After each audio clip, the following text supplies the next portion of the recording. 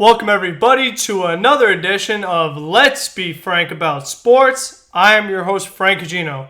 Week 8 of the NFL season has wrapped up and it was another very ugly week in New York sports, particularly the Jets and Giants, and even the Buffalo Bills took a rare loss for them. But, I mean, just another week that it's like, what is going on in New York lately? You combine that with the buzzer beater that happened in the Brooklyn Net game against the Memphis Grizzlies. Also with Joe Girardi going to the Phillies and the Mets looking at all these candidates you never heard before. And the mystery candidate, Pat Murphy, being revealed. And now the Yankees firing Larry Rothschild. So it's just a lot of craziness going on in New York sports. Other than the Islanders who have won a lot of games in a row. But for the Jets, let's start with them. I mean, you just knew that this was going to happen. After the big storyline coming out of last week's Monday Night Football game against the New England Patriots, Sam Darnold being mic'd up saying, I'm seeing ghosts out there. And then you just knew that, like, the Patriots took advantage of it and that the Jaguars heard that tape and they said, okay, we are going to do the same exact thing with our good pass rush, with guys like Calais Campbell, Josh Allen, who the Giants could have drafted, and others like Njoku. So you know these guys were going to be coming after Sam Darnold, and they did. And Darnold gets sacked 8 times in this game. So it's like, of course they were going to do that. They were going to blitz, send as many guys at him as possible to really put him under a lot of pressure, because it is clear that Sam Darnold does not handle the pressure well. And what is even worse is how bad his offensive line is. If you go back and watch this Jets game and watch the sacks that happened to Sam Darnold, you literally could count like 1,001, 1,002, boom, Sam Darnold's on the ground. So he doesn't have any time to make any plays develop. He does not have a clean pocket to work with. So when you combine that with the not great head coach and not good play calling, Le'Veon Bell only having 9 carries in this game, that's not good, especially when you consider all the pressure that Sam Darnold was under during this game. I mean, it would make sense if Sam Darnold's on the ground within 2 seconds. He has guys coming at him left and right. Kelvin Beachum can't block anybody at left tackle, and Sam Darnold's getting killed from the blind side, which is the worst thing that could happen to a young quarterback. Their blind side needs to be protected because the game is already going 100 miles an hour for them. We know that Sam Darnold is still very inexperienced. He's still really young. He had the mononucleosis early in the year. He has not had enough reps to really develop and become a good quarterback. With his bad offensive line, receivers are okay at best. No, it does not have the greatest receiving core in the NFL, but it's just that when you combine all those things, and had you run the ball with Le'Veon Bell some more, maybe it would take the pressure off Sam Darnold a little bit. Maybe they'd be more, looking at the run. And then since Sam Darnold only has 2 seconds to throw the ball anyway, if there's less guys in coverage and more guys in the box trying to stop the run, maybe his receivers would free open quick enough, because Sam Darnold is going to have to get rid of it as quick as possible because there's going to be pressure in his face right away. So I didn't like any of that at all. And it's just that when you have stuff like that with the getting mic'd up and the way it just completely exploited the Jets, and now they're just like in a lot of trouble, that isn't good. And one of the other things that I did not like about this game was the Jets defense. I mean, the Jets missed so many key tackles. Gardner Minshew, he only had 8 carries for 28 yards, but it feels like each one of those scrambles led to a first down or a pivotal play. And there were so many times where the Jets, they had him in the backfield. Jamal Adams had him on a sack attempt, but Jamal Adams missed the tackle, and Gardner Minshew goes deep down the field and finds Chris Conley for a touchdown. And it's like you can't miss those plays, or you miss Leonard Fournette on the screen pass or the check down, and Leonard Fournette takes off and has a big carry and another first down for Jacksonville. And when the defense is playing this bad, combined with the bad offensive line, I mean, the Jets don't have a chance in this game. And it's just extremely frustrating, because this was supposed to be one of the better Jet years. And I think that is so important to talk about, because we could say, oh, like with the Knicks, we're like, all right, the Knicks didn't play too great. They kept it close against Brooklyn, but they don't have a lot of talent. They're in a rebuilding year. They have no expectations, no hopes. There were people that thought the Jets had a chance at a playoff spot this year, that they were supposed to be a winning team this year. The second year of Sam Darnold with the new head coach and Le'Veon Bell and C.J. Mosley, who's probably going to be out for the year. So not having him definitely hurts. He would probably make some of those tackles that the Jets missed. But again, you cannot have a defense that is built on one player. Yes, you are missing your other best linebacker in Avery Williamson. That does not help. But still, we see teams around the league that have dealt with plenty of injuries and still are able to be competent. Still can make the open field tackles, not let Gardner Minshew, take off, not let Leonard Fournette run for a bunch of yards, and have Chris Conley beat you deep down the field, and have Chark beat you deep down the field. So just a ton of mistakes from the Jets in this game, and they're on their ways to just another horrendous year. And one of the things that's going to be very interesting to follow is that next year is going to be a pretty good quarterback draft class. There are going to be some quarterbacks to be had in the top few picks. And if Sam Darnold does not turn around and he has a really bad year, or he continues to see goals and he's getting sacked every 5 seconds, do the Jets pursue one of these quarterbacks? I think that is, something to be mindful of. But what the Jets do have to do is they have to fix their offensive line, and they have to fix their defense, and they probably got to fix their head coach. And we have no idea what their general manager is, because they let Mike Maccagnan, this was one of the most pivotal off seasons in Jets franchise history. You have a top draft pick, you have $100 million in cap space to spend. You let Mike Maccagnan do all that, and then you fire him. Just doesn't make a lot of sense, especially if you fired him for Adam Gase, that you were so accommodating to Gase, who hasn't shown to be a terrific, play caller and coach, because Sam Darnold has not looked better. You could probably make the case that he's looked even worse. Had a good game against Dallas, wasn't good in this game, and wasn't really his fault because he was under so much pressure. He got sacked 8 times, and there were other players, and it was just so interesting that there was one play where Sam Darnold was able to escape a sack, throws it, and he throws an interception. Meanwhile, Gardner Minshew, he escapes the sack, and he throws a pass for a touchdown. And that was just the kind of game it was for the Jets. And when you have Leonard Fournette running all over you, you don't, incorporate Le'Veon Bell into the offense as much as you should. This was a guy that you spend a lot of money on. We talked about having the $100 million in cap space to spend. Le'Veon Bell was a big part of that, but he was not a big part of the offense in this game. And I think that is a big mistake from the Jets' standpoint and the play calling. And luckily for them, they get to play the Miami Dolphins next week. And they really should win that game. But honestly, with the way the Jets have played, nothing is a guarantee. They easily could lose that game. And I'm just curious to see if the Dolphins are probably just going to keep sending a blitz, because what else do they have to lose? They have to pretty much hope that the Jets beat themselves, which they could do. And if Sam Darnold is not handling pressure well, it makes a lot of sense for Miami to just keep blitzing and put Darnold on a lot of pressure, get sacks, force some interceptions like the way Jacksonville was able to. And it just shows the importance of having a good pass rush, the exterior pass rush. And Josh Allen had a big game in this one. And I said it before, but for the Giants, it would have just been so terrific for them had they been able to draft Josh Allen and Daniel Jones. That would really put the Giants in a much better situation than they are in now. But, it's revisionist history. You can't go back. You have to play with what you have and try to improve what you have, or, get more. That's one of the things that comes to when you're assembling these different sports teams. And for the Giants, this was a tough game for them. Ended up being a close game. And because of that, the Giants missed out on the little things. And sometimes one little thing, like picking up a football that's on the ground, could be the deciding factor in a game. When Daniel Jones was under pressure, it was a blitz from the Detroit Lions right up the middle, and Jones is looking, he doesn't see anybody. All of a sudden he goes, I have a wide open Saquon Barkley right next to me. Let me throw it to him. But since I'm looking at Saquon this way on my right, I don't see over here. All of a sudden there's a Detroit Lion that's putting me on the ground, and now I'm going to throw a backwards pass behind Saquon Barkley that Barkley just stares at and goes, Detroit Lions going to take the ball? Go ahead, run off and take the ball and get a touchdown. That was just a huge mistake, because you gave the Detroit Lions a gift touchdown. Saquon Barkley and Daniel Jones were like, You want a touchdown? Here you go. Take the football. Oh, there you go. And even when Kennard picked up the ball for the Lions, how about Saquon Barkley? He just gave him a little love tap. I mean, what was that? How do you not, bring the guy down? If someone has a football, you tackle them, whether you're a linebacker or a running back, a quarterback, a kicker. I don't care. You cannot let Kennard just go into the end zone and get a free touchdown for the Detroit Lions.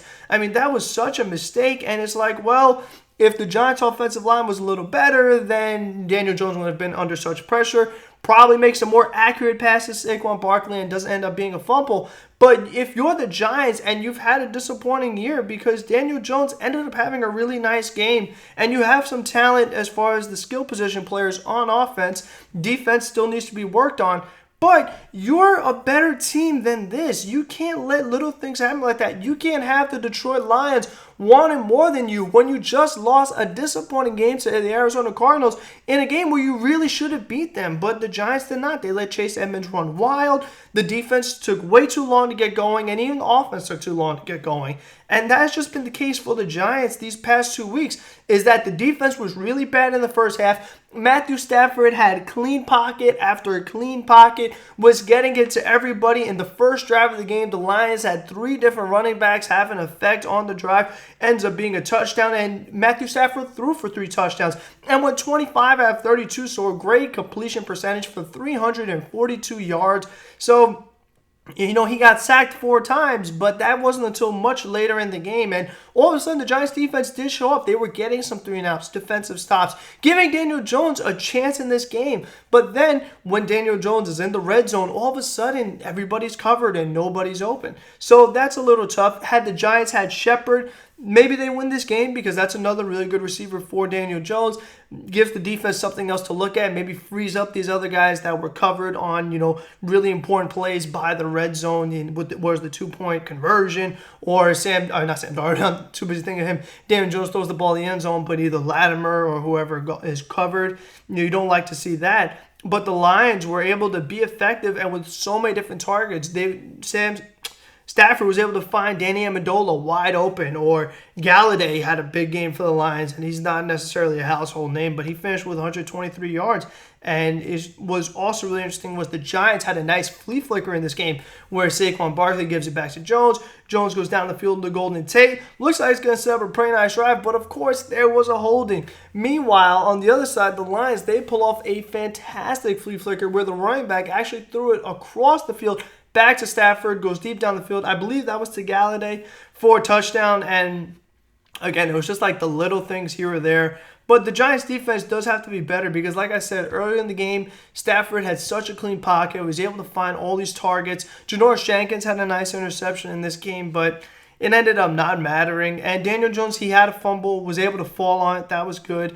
But still, it was like, he was getting hit from the blind side, which similar to the Jets and having Kelvin Beachum struggle at left tackle, Nate Solder has also struggled a lot at left tackle. And that's a big problem because unlike Beachum, the Giants paid a lot of money to Nate Solder to be the guy who was supposed to protect Eli Manning, but now is protecting Daniel Jones. So both these teams, they have to improve their offensive lines, they have to improve their defenses, and they're probably going to have to improve their head coaches. And it's just very fascinating the way that the Giants and Jets have become very similar, not only with their season goals of developing the young quarterbacks, but the style of play and the fact that the Giants and Jets pretty much have the same strengths and weaknesses. They both have young quarterbacks that they're trying to develop. They both have really good running backs. The Giants have, better receivers and tight ends than the Jets do. They both have struggles on the offensive line. They both struggle defensively. The Jets have much better safeties. And then they both have coaches that are offensive-minded that have not been as good as you would have liked them to. But you do have more faith in the Giants because at least Daniel Jones has shown signs of improvement and has had good games. He's been healthy, has not had mono. And to our knowledge, because we don't have the microphone on Daniel Jones, we don't think he's seeing ghosts. So that definitely does help. And, you could joke about it, but that's kind of a big thing. I mean, if you're psychologically and mentally, if you're struggling like the way Sam Darnold did against New England, it's very hard to be good physically when you're struggling mentally. So the mental aspect of sports and football, it's very important. So you have got to get those things figured out. And this just in, the Giants trade for Leonard Williams. That is really fascinating because here we go. We were just talking about the Jets and Giants, and for the Giants, they need to improve their defense. Matthew Stafford had a clean pocket way too much. They got it going a little bit later, but for the most part, the Giants' pass rush has not been good. And one of the things we have talked about with the Giants is in their Super Bowl runs, one of the big things that they had was really good pass rush. You think of guys like Strahan, Justin Tuck, O.C. Menard, J.C. Pierre-Paul, who had a nice game for Tampa Bay, by the way, on Sunday. But still, they need to improve the pass rush because they don't have that right now. They don't have any marquee pass rushers. They traded Olivier Vernon, who wasn't as good as he was supposed to be with them. But they get Leonard Williams, and they give up a 2020 third-round pick and a 2021 fifth-round pick. That's actually a good trade for the Jets because the Jets have been trying to get rid of Leonard Williams because they've been disappointed in him. Leonard Williams was a guy who had some injuries in college, and the Jets thought that they got a really good steal in the draft, getting him later in the first round, later than he had been projected, because had Leonard Williams been healthy, the Jets never would have got him. Some other team would have took him. But Leonard Williams has never been able to fully play together and be that big-time pass rusher that the Jets drafted him to be. And a lot of Jet fans, including me, even though I consider him, honestly, no one's really asked me this on the YouTube, but to make it clear, I like both of these teams, honestly. I know you're supposed to be a Jet fan or a Giant fan. I personally like both of the teams. I don't really lean one way. I just root for both of them because as someone who lives in New York and has been in New York my whole life, I want to see these teams be well. I don't want to hear, all the fans complaining because one of these days when I have my own radio show in New York, which is what I'm working to do, I don't want to have to deal with, Giants and Jet fans complaining. I want to see these teams win so people could be happy. I'm a positive person, and I wish everybody in the world was happy. But Jet fans have not been happy watching Leonard Williams, you know what I mean? He's a guy that struggled. He's getting paid a lot of money. He was supposed to be a top draft pick, and he has not had a big impact, especially this season. And he was going to be a free agent at the end of the year. And a lot of Jet fans were like, just let the guy walk because you don't want to bring him back. He has not been productive for you, especially at the salary number that he was being paid. So for the Jets to get a couple of draft picks, I think that's a good move for the Jets because now they have some opportunities to get more players in here without having to spend a lot of money. That's really important, having a lot of guys at a low salary number because another similarity between the Jets and Giants, eventually, because both these quarterbacks are so young, if they turn out to be solid quarterbacks, they're going to have to be paid a lot of money. You think of the over $20 million that Eli Manning is getting paid right now for a guy to sit on the bench, which is the biggest mistake the Giants made, this whole year, other than not getting Josh Allen. That's the biggest mistake. Bringing back Eli Manning and having $20 million committed when you could have had $20 million to help Daniel Jones. You could have got another offensive lineman. You could have gotten more defense instead of having to make a trade for Leonard Williams. So I'm curious to see what Leonard Williams is going to do for the Giants. Will he be better? I don't think so because the Giants defense has struggled a lot and I just don't think that Leonard Williams is going to make that much of an impact. But you never know. Maybe the Giants could find something in him. It's not like a hitter in baseball where he could work on his swing a la Justin Turner with the Mets and he went to the Dodgers, becomes this, all-star third baseman and what have you, really good hitter. But for Leonard Williams, there's not much you could change about him. He's just who he is. He had a better game yesterday, but also you have to think of all the trade rumors that were going on and now the trade being finalized, Leonard Williams to the Giants. It's just really interesting the way things have unfolded for the two New York football teams. I think that it's just so crazy how they've become very, very similar. But the other New York team, which nobody talks about because they're the only team that actually plays in New York, but we want to talk all about the teams that play in New Jersey. But the Buffalo Bills, we'll start with them first as we go around the NFL. They lose to the Philadelphia Eagles 31-13. And, Carson Wentz did not have the best game. Jordan Howard did have a good game on the ground. But for the Bills, Josh Allen struggled, getting sacked 4 times, only going 16 out of 34 for 169 yards. The Bills were not able to run the ball much, and because of that, they were only able to put up 13 points. And when you give up 31 points to the Philadelphia Eagles as they ran in for 3 rushing touchdowns with 3 different running backs, that makes it tough for Buffalo. And their defense had been good so far, but the Philadelphia Eagles, after having that extremely disappointing game against the Dallas Cowboys, they really needed to redeem themselves, and they were able to pull off a nice win. So, good win for the Eagles. The next game we will go to is the Texans defeating the Raiders.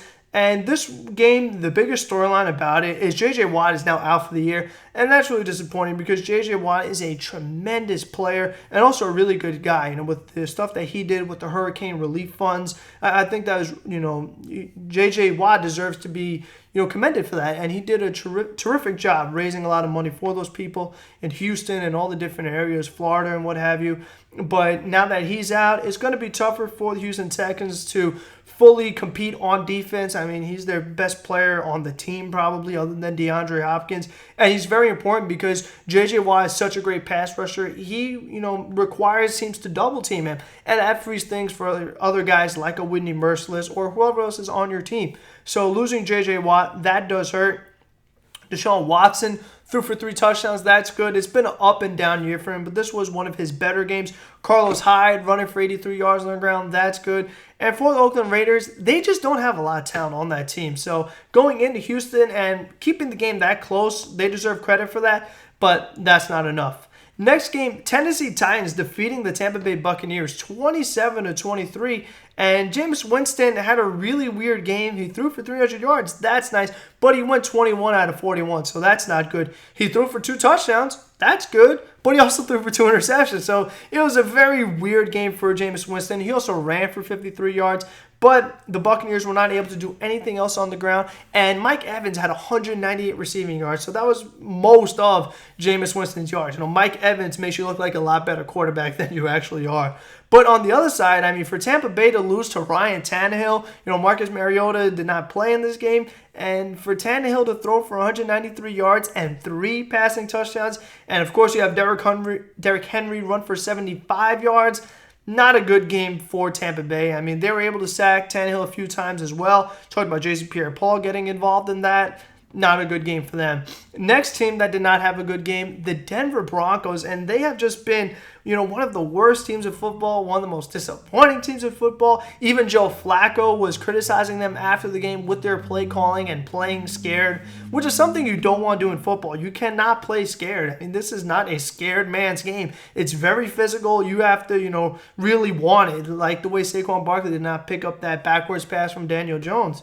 But the Colts, Jacoby Brissett didn't have his best game either. He got sacked 4 times this game. Von Miller had to do with that. I mean, that's what the Broncos are supposed to do. I know Chubb is hurt right now, but Brissett going 15 out of 25 for 202 yards. Marlon Mack ran for 76 yards. And honestly, that's all they really needed when Flacco only throws for 174 and Lindsey runs for 59 and they want to, not go for it in a 2-minute drill. Not a good loss for the Broncos at all. It's just been a really bad year for them. Another team that's had a really bad year, Cincinnati Bengals, as they are now 0-8 on the year. I mean, if you're the Bengals, you're probably going to get one of those top quarterbacks, maybe Tua or whichever quarterback the Cincinnati Bengals decide to select, but not exactly the best play calling. They kind of did a Los Angeles Rams here where Andy Dalton had 52 pass attempts in this game. I just talked about the Bengals. They might have to get a quarterback in the draft. Having Dalton throw for 52 attempts, you're probably not going to win, and they did it. And for Mixon to only have 17 carries and Giovanni Bernard only had 3 carries, you're still without A.J. Green. That does hurt. You're similar to Mike Evans with Jameis Winston. A.J. Green does make Andy Dalton look better than he actually is, and Andy Dalton needs him. If the Bengals want to win games and if Dalton wants to improve, Jared Goff only threw for 31 attempts. That's good for 372 yards, couple touchdowns. Much better game for Jared Goff as he's had his struggles this year and has not been the quarterback that he was last year for the Rams when they went to the Super Bowl. Todd Gurley only ran it for 10 attempts, 44 yards, and Henderson ran 11 attempts for 49 yards. Cooper Kupp had a huge game, getting 220 receiving yards, 7 catches, a touchdown, a long of 65. So big game for him. Definitely helped Jared Goff out. Similar to A.J. Green, Mike Evans. Having these big-time wide receivers, they make you look better than you are. And that's something that the Jets really should try to do. I know Robbie Anderson is another guy that we've heard about potentially trading. I hope the Jets don't do that because Sam Darnold's had some nice connections to Robbie Anderson, especially down the field. He's someone I'd want to keep because with the way Sam Darnold has struggled, I need him to have the most talent around him as possible so that he can get better and he can develop. Because if Sam Darnold is struggling, he's playing with a bunch of bad players, there's no way he's going to improve. So I do think you have to try to keep Robbie Anderson and try to get another big-time receiver. And I don't know who that's going to be, but the Jets have got to try to do it. The Seahawks defeat the Falcons 27-20. This game was a lot closer than I thought it was going to be. And another quarterback throwing for 52 attempts, Matt Schaub. I mean, when was the last time we saw him under center? I mean, it's definitely been a while for him. A guy that's bounced around the league now after he was solid for the Houston Texans a while ago now. That was a long time ago. But Schaub threw for 460 yards, at 39 out of 52, a touchdown, couple sacks. That's interesting because with the Falcons, they've had a really disappointing year and a disappointing couple years ever since they blew a Super Bowl game. I talk about it every week. The Falcons have got to make some changes, and Matt Schaub over Matt Ryan, that's not necessarily the change that I'm talking about. But still, Schaub did have a good game, and they played a close game to Seattle. It is a very good team.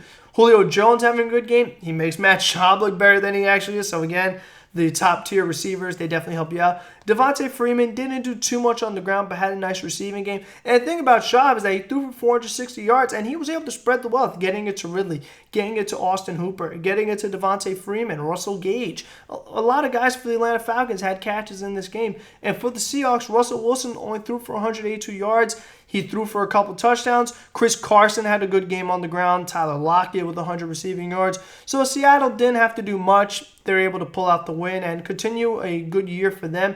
New Orleans Saints beating the Arizona Cardinals big time, 31-9. The return of Drew Brees. And this is a fascinating game because all of a sudden the Saints, they're becoming a really, really good team. I know they deserved to be in the Super Bowl last year, the pass interference. And real quick, with the whole idea of coaches being able to challenge the pass interference calls because of what happened in that NFC Championship game with the New Orleans Saints, it hasn't made a difference because no matter how much these coaches challenge these plays, they're not getting overturned. And we saw Pat Shurmur, he had a chance to try to challenge a pass interference, but he decided not to, and it was probably a good idea because they weren't going to overturn it, because if you remember the week before when Pat Shurmur challenged the play, they didn't overturn it. So that rule has been really wacky, and with football, all the rules are very wacky. What's a catch? What's a hold? What's a defensive holding, pass interference? I mean, there's so many crazy rules with football, and this whole idea of challenging the pass interferences have made it even weirder, and the reviews, and oh my gosh, it's just so much. But Drew Brees comes back and has a great game. 34 out of 43 for 3 touchdowns and interception. And the Saints would have been just fine with Teddy Bridgewater. They didn't need Drew Brees to come back. But it's good that he came back and was effective. Because if Drew Brees came back and was struggling, you're like, all right, maybe we stick with Teddy Bridgewater, let Drew Brees rest up some more. But Latavius Murray, he had a big game on the ground, 21 carries for 102 yards. And they tried to have Teddy Bridgewater running a little bit, didn't work. But what I found interesting was Taysom Hill having 3 catches for 63 yards. This is a guy who sometimes plays quarterback and runs it, he catches it. So if the Saints are going to be using 3 different quarterbacks, 1 to catch, 1 to run, and 1 to pass, I mean, they become a very tough team, and the defense has been tremendous, especially the secondary, and they hold Arizona Cardinals to 9 points. Cliff Kingsbury and Kyler Murray, the air raid offense, they were able to hold Chase Edmonds to only 8 yards on 7 carries, where he ran wild on the Giants. So the Saints' defense has been really good. They have Drew Brees. They have Latavius Murray. They have Michael Thomas, who had 112 yards, 11 of 11. So Drew Brees was hooking up with Michael Thomas just like old times, still in sync. And the Saints are one of the better teams in the NFC, and they could be the team that represents the NFC in the Super Bowl. I feel pretty confident about saying that. We could have a Saints-Patriots Super Bowl, which would be a good one. I mean, you got 2 veteran quarterbacks that are really good. You have 2 of the best defenses in the NFL, especially with how good the Patriots defense has been so far.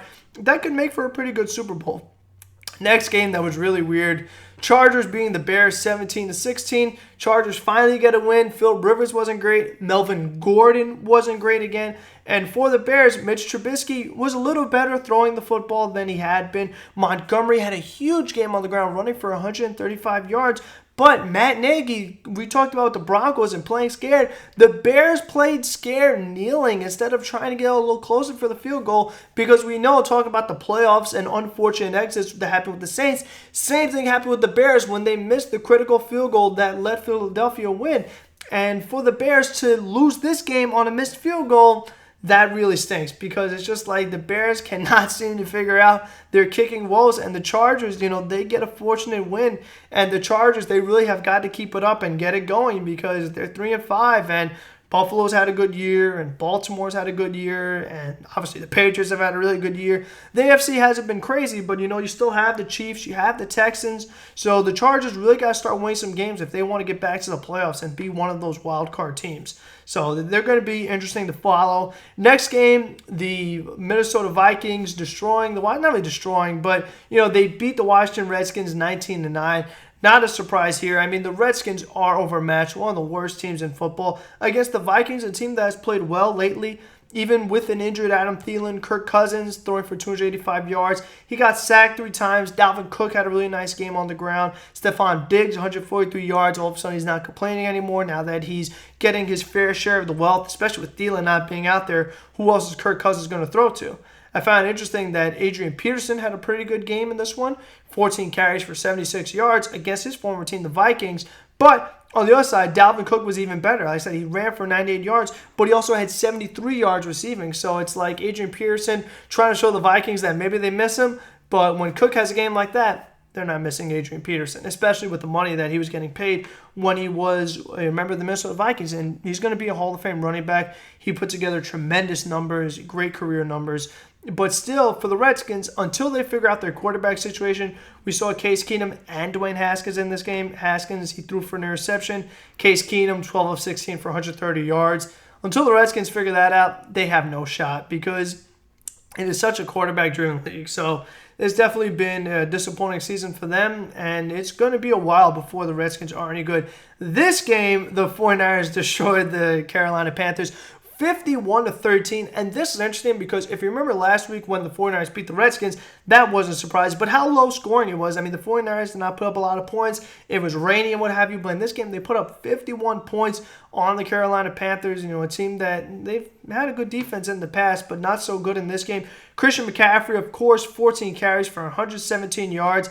And the problem is that when San Francisco puts up 51 points, even though McCaffrey had a great game, when you're down by that much, you're not going to get it back running the football. It takes up too much time, and you really got to speed things up to get back in the game, which is why Kyle Allen threw for 37 attempts, 19 completions, 158 yards, got sacked 7 times. So, I mean, this 49ers defense, the pass rush has been great. And, of course, Nick Bosa with 3 sacks. I mean, that has been a home run on the draft pick. It's what was projected. Everybody knew the 49ers were going to take Bosa. They took him, and he's been great. On the other side, the Jets, they took Quentin Williams instead of Josh Allen, and Quentin Williams has not been great for them, and neither was Leonard Williams. So the Jets have not had a lot of luck in the draft, and we don't even know if Sam Darnold is the guy quite yet because he's seeing ghosts and has been struggling.